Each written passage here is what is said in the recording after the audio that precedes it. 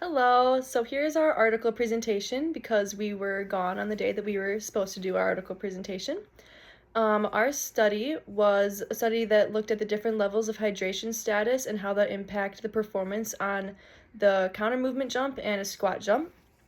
The hydration testing was from all the different levels of hydration. They did euhydrated, hypohydrated, and then they did a control group. And they found that euhydrated subjects performed better in the test, and hypohydrated showed that there was much less power in the testing. So for the subjects, for the methods, there were 25 recreationally trained males, ages 18 to 35, who visited the lab for a total of 4 times, 3 testing sessions, and 1 familiarization session. During the familiarization period, the subjects were taught the basic mechanics of a counter movement and a squat jump. The protocol for the hydration testing, they randomly were separated into 3 hydration conditions. The first one was hypohydrated, where the group was limited to 500 milliliters of water 12 hours prior to testing, and no fluid 2 hours before testing. The euhydrated group was told to just consume much more water than they normally would. There was no numerical value given to it. And then finally, the control group was given no instructions for fluid intake. When the subjects arrived for the testing, they gave a urine sample to make sure that they were within the ranges of hypohydrated or euhydrated. If they were not at the criterion levels that they needed to be at, they had to leave and return 2 hours later to see if they then met the criteria to be included in the study. After successfully screening for hydration status, subjects underwent a warm-up for the jump testing, which included a lower body dynamic warm-up and 5 submaximal counter movement jumps and squat jumps. Then moving on to the jump testing protocol, subjects performed all of the jumps from a self-selected depth, and subjects performed all the jumps with a wooden dowel across their back resting on their shoulders. For the data collection, they collected ground reaction forces using a force plate. Only the propulsion forces phase for the counter movement jump was used to determine peak power. A repeated measures ANOVA was used, and post hoc was used to determine where the differences occurred.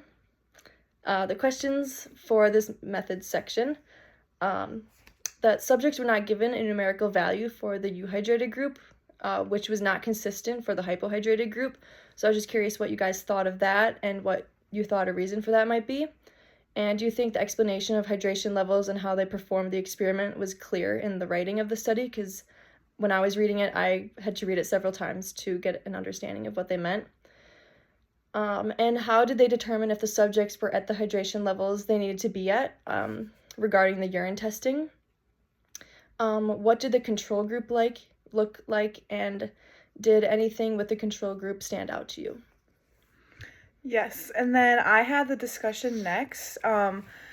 This section was a little interesting. They threw in a lot of different variables, so sometimes it was hard to follow. But the main finding that they talked about was that there was a difference between the altered hydration status and like the performance output.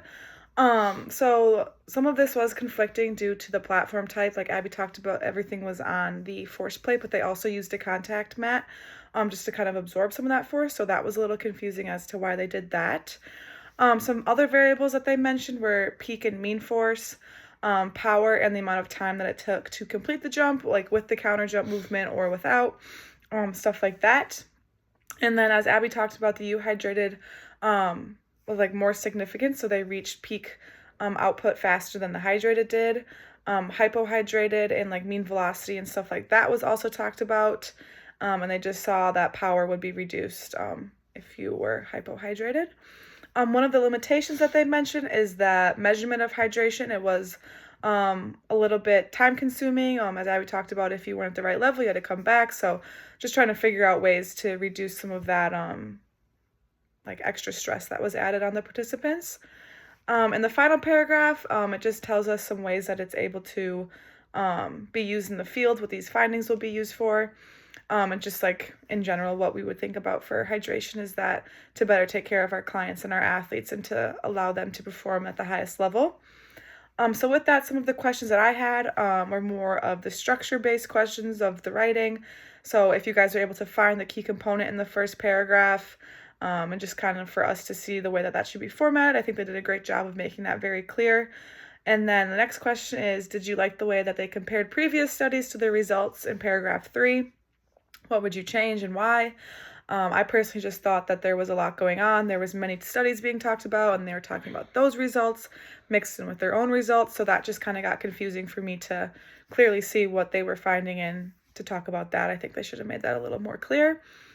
And then my last question was, any thoughts on the application to the field? I know as I just mentioned, that hydration is a very important thing, and our actual study is looking at different hydration effects and more so the electrolyte effects, but anything more you would see or like potential questions to ask, I think they could have added some of those. So yeah, just kind of how the application part went down for you guys, what you guys thought. For the results, we had just 2 questions just so we could kind of test understanding there, but what did you think about the findings for the counter jump movement? What did you think about the findings for the squat jump? And would you compare those, or what would you do with that data, and how would you personally analyze it without looking at their stuff? So those were our result questions, and just to wrap everything up, we really liked this study. We used it in our manuscript, in our proposal, just really helped us see something similar to what we are hoping to do, and there was a lot of good references in it that we are going to be using as well, and just to observe another layout of how a study can go, and us being critical of it will help us be better for our own study, and it just helped us to learn how this should go. So yeah, lots of good takeaways, and sorry we weren't in class for the actual one.